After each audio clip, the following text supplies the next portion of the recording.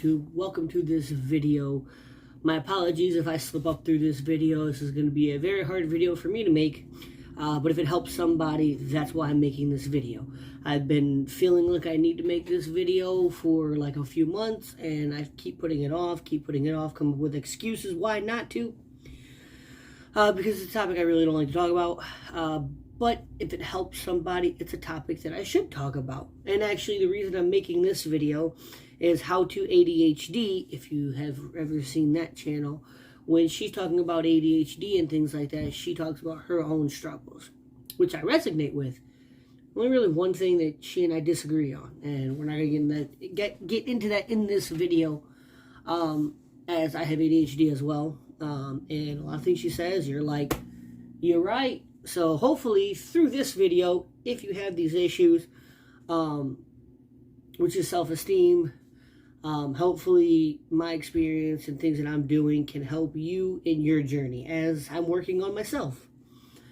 Alright, as I just said, this video is going to be about self-esteem. I think a lot of us have low self-esteem. I know I do. A lot of people say that I'm very positive, and that's because I choose to try to be positive. But a lot of it with this, with the thoughts that come in my head are not very positive. In fact, it has pushed me occasionally to almost attempt my life. Never did it, or I've never gone through with it, but I have been very, very close. And luckily, I've had people in my life that have stopped me from doing so.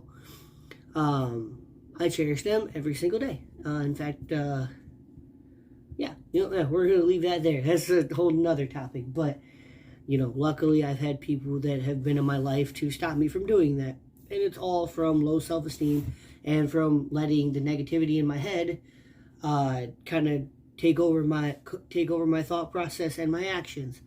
One thing with that is social cues. One of the things that bugs me the most about myself is I don't understand social cues. And this does have to come with a lot of times ADHD, and the fact of when I'm talking, especially if it's something I'm passionate about, I don't see your facial expressions and your influctuations, or I do see them, but my brain, because I'm so focused on what I'm saying, can't comprehend them. And a lot of times I will overtalk people. I will keep a conversation going longer than it should, with me talking and not so much you talking.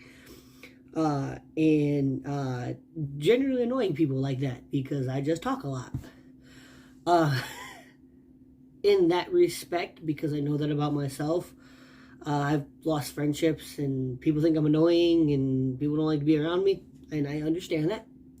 For me personally, one thing I'm working on, and this job that I just got actually is going to help me with that, is I have to manage people now, and with that, my talk is now not going to be so much about me, but about what needs to be done, and I think that's going to help. But one thing that I've really been working on is being a listener. So when somebody talks, I'm really engaged a lot of times. I will and yes, as I really do want to hear what you're saying, but then as soon as a side comment comes into my head, I say it. That's one thing I need to learn to work on. So when somebody has a side comment, I'm really working on keeping it to the end of your part of the discussion, and then I'll add it, if it's still relevant at the end. Because a lot of times the side comments that I make are exactly what that person was going to say, or exactly on the lines if I would have just shut my mouth and let them listen, or let them talk. I wouldn't have made that side comment. So that's definitely one of them. I call that social cues, and understanding, the difference in how to talk. That's because a lot of times when especially when I'm passionate about something, my mind is just all, what about that? What about this? That being said, try to work on that. The other thing that I'm really trying to work on, and one thing that goes with self-esteem, is the negative talks. If you guys have noticed in this video, I have a really hard time looking at myself in the camera and talking to the camera, especially about this. My eyes have been moving back and forth, and that's just because that's nervous. I'm not very good at in front of the camera. which is funny because that's where I'm not good at. I'm pretty good at talking to people. I can talk to groups of people and things like that. I can dance in front of groups of people, but as soon as you put it like this, where I can see myself, it gets all the negative thoughts start coming in my head. It's the same thing actually with karaoke, which I just recently beat that fear as I did karaoke by myself up on stage for the first time. One of my buddies pushed me to do it. It didn't even push me, but gave me, you know, the motivation to do it. So shout out to you. And now, next time, I think I'm going to be a little bit better. I'm still going to be nervous, but, you know, again, it's all about working on yourself. Sorry. As I said, it's going to be a rambling video. I may have said that on this take. I've taken this like 3 times. Just because, yeah, I'm not good at these videos. So, anyway, we're going to talk about the self-talk in your head. Now, not getting into how my childhood was and whatnot. I have a lot of memories of people telling me I would be nothing and this and that. And it got to the point where I started to believe it. So, I'm very much an individual that when something good happens, I'm always waiting for something bad to happen to push me back. I have trouble a lot of times with my own success. Other people's success, I love. In fact, I thrive off of that. I love seeing other people succeed. That's just me. Because a lot of times I feel like I'm not good enough to succeed. There's just something that goes on in my head, and you know, somebody else succeeds, I'm like, yeah, go you, man. You deserve it. As everybody does. We all deserve our dreams. But as soon as it's me, I start thinking about things that I could have done better, or should have done better, or why I shouldn't have got this, or why it's not going to work out, this and that. And self-talk is very important. Self-talk, right? You know, you are what you think, essentially. If you think you're a piece of trash, right, it's going to be harder for you to keep moving up, right? Because you have to have that confidence, not ego, confidence. And there is a difference in that, but I don't know if this video is making any sense, but we're going to post it anyway because I said I was going to, and I said I was going to get vulnerable, so we're going to talk about it. But so one thing that I'm really, really working on is knowing the difference as far as my self-talk. Where are my actual flaws? Because we all have them. And I don't want to lose that portion of it of, nope, you really did mess up. Fess up, you know what I mean? Like, you could work on that. This is me.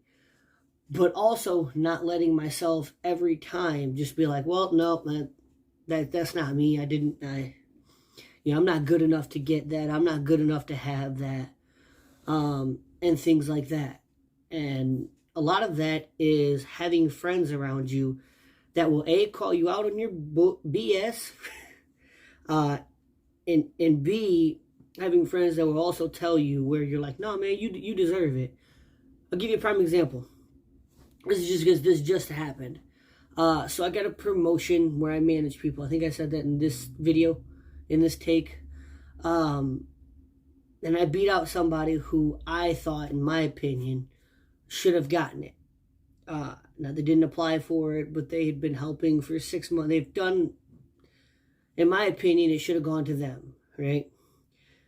And I think I've said that to every manager, every person, that I believe they should have gotten it, right? Managers and even co-workers have checked me multiple times about how I've put in the work.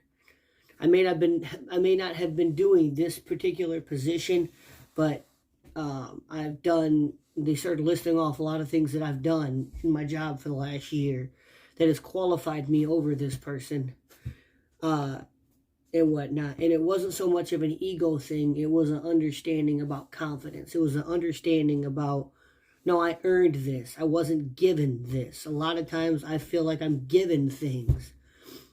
Even if I work hard for them, I feel like I'm given this particular thing and not earned it.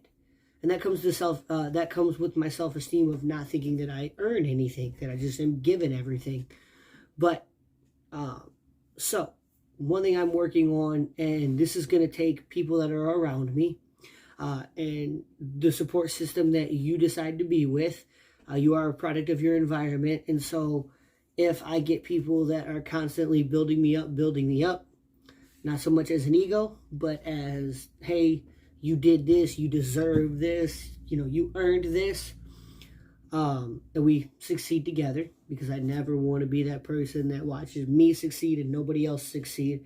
I want to try to do this. I want to try to pull people up as I succeed, but a lot of it's been really being able to talk to people and really trying to figure out where my support system is and what my support system should be.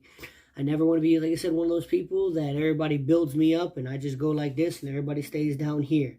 I want there to be a balance. If I start moving up, I want to pull you up with me, because I need those people around me, because especially when you get higher up, you'll hear, you talk to famous people. Everybody, oh, I love you, oh, you're great, and then they don't really care, they just want to see you fall on your face. I don't want that. I want to pull people up with me. So support system, I believe, is key with that.